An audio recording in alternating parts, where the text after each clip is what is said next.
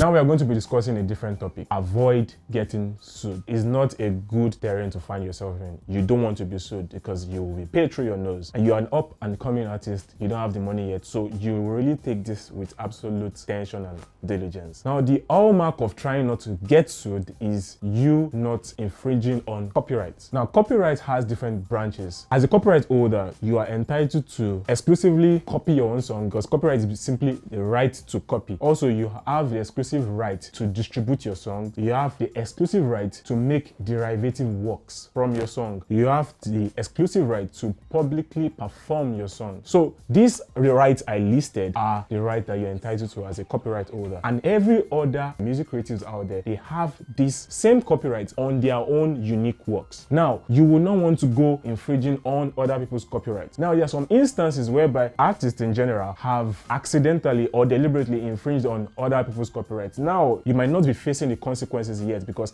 perhaps the artists that you infringe their copyright, they are not aware of it. Perhaps they are aware and they really don't see you as somebody they can pursue, because if they pursue you for copyright claims, they might not be able to get so much money from you until you start doing good numbers with whatever copyright you infringed on. So you don't want to infringe on copyright. Now, most times artists infringe on copyright in so many ways, but I will give you the most kind of ways that artists infringe on copyright. Sampling is one of it. When you sample another person's record, maybe you found a 4 bars in a particular record and you really vibe with it, and you feel like, oh, let me just sample this into my music. It will create that retro feeling. That is copyright infringement, because you are basically lifting up another person's work into your own work. And if you don't obtain a prior license, obtain a permission from them, you are infringing on a copyright. And most times you might feel like, oh, John Doe infringed on a person's copyright by sampling and nobody came to him. It's fine. Do you understand? You might just be the unlucky one and you get pursued and you have to pay through your nose for that. So it is essential that before you sample, I see there is this misinformation going around that if you sample anything below 4 bars, that you are not infringing on any copyright. If you sample just as much as 2 bars, you are infringing on copyright, because it is not yours, you are lifting it. So obtain that license before you sample anybody's track, so to avoid getting sued. The other area that I see that most artists infringe copyright is through making covers of songs. Yeah, I understand that cover seems like to be like a cheat code for artists. You can easily refix, remix, re-edit or whatever thing, a known track, a known record, maybe Davido's song, you want to do your own refix or a cover of Skelewu, and you feel like you're going to appeal to people's emotions that way. It's fine, it's good, but do well to get license or permission from these persons that own the copyright. Because as earlier said, copyright has different branches. A copyright holder has the exclusive right to make derivative works.